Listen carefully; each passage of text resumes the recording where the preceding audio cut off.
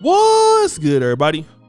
It's your boy, O'Shea Duke Jackson, back at it again with another episode of The Celebrity Junk.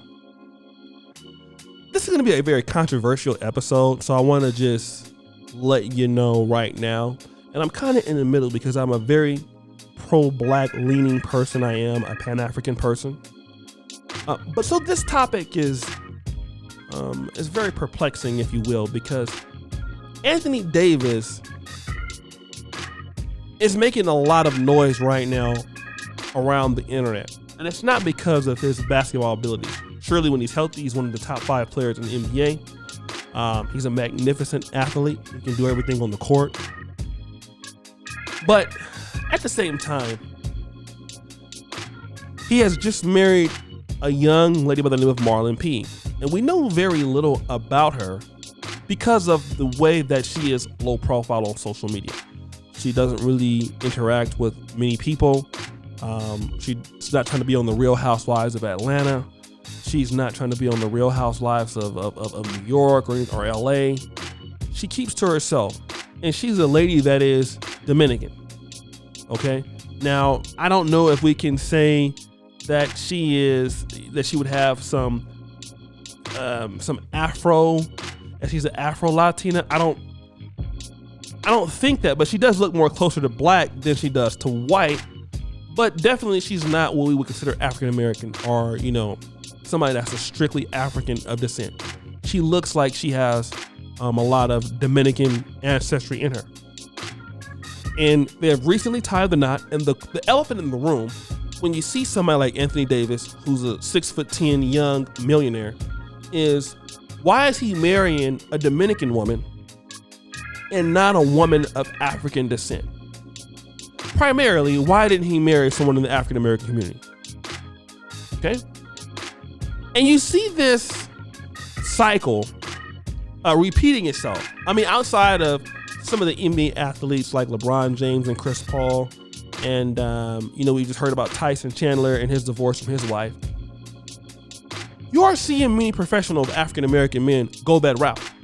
I was here in Uganda right now, and I was talking about many Ugandan men who are professionals. Once they make it to America, and then they get educated, it's not uncommon for them to marry outside of their race, whether it be with Europeans or could be someone else.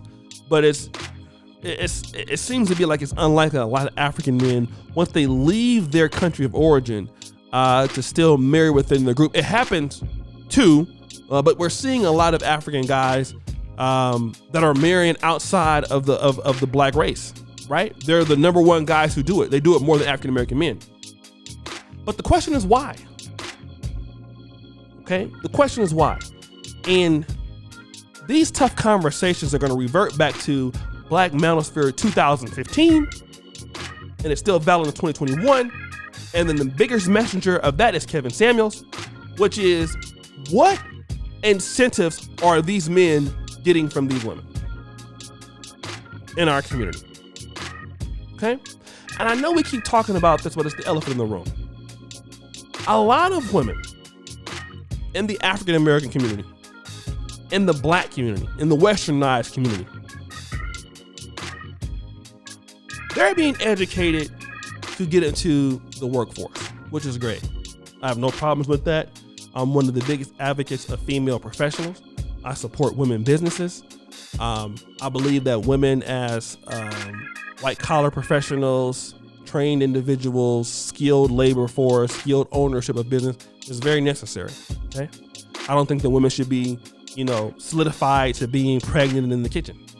Okay, but sometimes it's hard to walk and chew gum at the same time. What you're finding out as time progresses, that many African American women are focusing solely on their career endeavors. Largely, I believe, is because of their economic situation. And this is what also needs to be looked at. A lot of black women don't even have the flexibility to go out and look for a husband for real, because they're taking care of somebody in their family. This is something that has to be addressed. It happens in Africa, it happens in America. They come from a family that is underperforming or low social class. The parents have put them in a bad situation, so now they have to earn. Because, I gotta take care of my mom. You hear a lot of black women in America talk about that. I gotta take care of my mom. I gotta take care of my mama myself. Or I have siblings that look up to me. Because my parents are poor, or my parent is poor, and and many parents in the black world will have no problem with stressing their child with their own burdens. It happens. It happens a lot in the black American communities, okay? More so than we want to know. And it definitely happens with people of the African descent, whether they be in the United States or abroad. They have the undisputed pressures of making it for everybody else because their family failed them. They're doomed from the start. That's something that's not talked about, but we need to be fair to black women and mention that. Many black women are defeated before they start because their family dealt them a bad hand. I'm not making excuses for it, it's just the truth. So with that immense pressure, it's hard for you to focus on trying to find a man to partner with you when your family has already given you internal damnation of debt. That's one thing. But then the second thing, feminism teaches black women that you don't need a man. Okay? Not all black women, but that you don't need a man.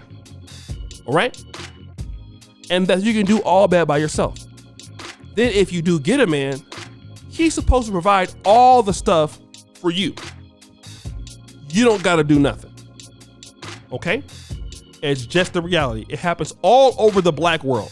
What do we call it? Entitlement. Okay? When you have a guy like Anthony Davis,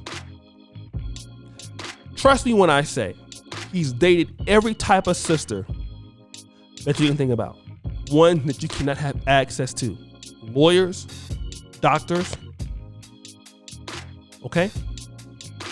And according to him, in his opinion, none of them were worth marrying. The lady was worth marrying that he felt that was a better fit for him and his personality.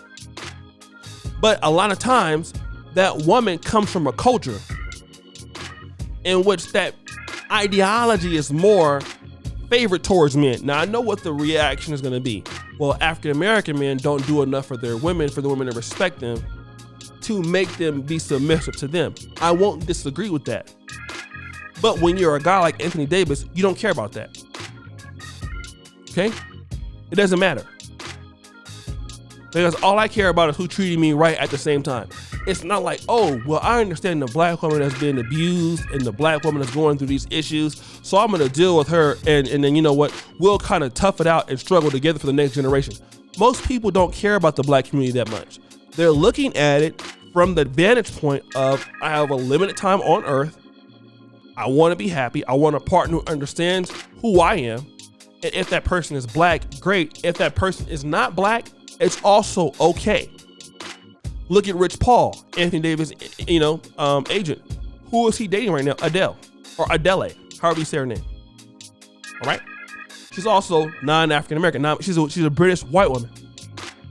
And you're seeing that a lot of non-black women are doing what black women typically don't want to do in the black world, which is compete for a man. Some women find it disgusting. Okay. It's not in their nomenclature. Like, if you think about being a woman, being a feminine woman, to compete for a man is not in their nomenclature. It's in the nomenclature of white women. It's in the nomenclature of Asian women.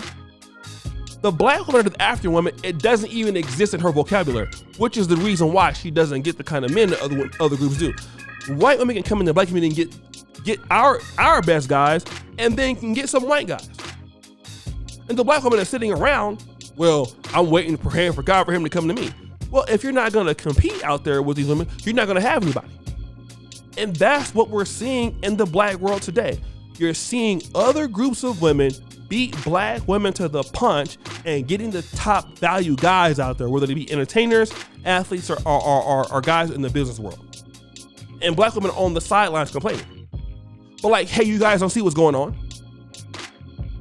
You know, your accomplishments in education, your accomplishments in what you're doing personally, that doesn't matter. If you don't put effort into wanting to become a wife, and not be on Instagram, okay, and to be a family woman like some guys want, then you'll be gone. That's the reality. The reality is that if you don't do what you're supposed to do for certain guys, you're gone. Some guys don't even give you an opportunity to tell you why that is. They just get rid of you and then you're done. And you can talk shit from the sidelines if you would like to, that's fine, but you're still done. And then you're dealing with a guy that, you know, is a good booty call, but, you know, he won't buy you anything. He can't take care of you. And you're always miserable and mad at him. But no, the competition for guys that can do something for you is real. You can either get with it or you can lose. And that's what you're seeing in the black world today. A lot of women losing to other groups of women already because these other women are coming in saying, hey, this is a guy that I want to be with. I'm willing to do what I need to do to stay in the relationship with him. Boom. Kobe Bryant's wife, boom. Anthony Davis' wife, boom. You're seeing it all the time. Byron, the guy who owns the Griot. It's happening all over the black world. Sisters just don't get it. But when Kevin Samuels says winter is coming, he hates women, right? No, it's the reality. It's just the facts. You can't deal with the facts, then stop talking about it. Because the reality is, this is what's going to keep happening. As black men around the world start getting more resources and stuff like this, they're going to go for the women who are most applicable for them. If you're not one of them, you're going to be lonely. There's no way of getting around it. The writing is already on the wall. Okay? And as a person that's a pro-black and a pan-African, I don't like it. I would prefer our guys deal with women. But hey, who am I to tell them what to do? If they don't feel like they have an incentive to do it, then they don't. According to them. So guys, what do you think? It's your boy O'Shea Dick Jackson, back at it again with another episode of The Celebrity Junk. I really appreciate you for all that you do. Subscribe with the bell. Check out the first comment at the top. And as you know, the buffoon remains an all-time high. I'm out.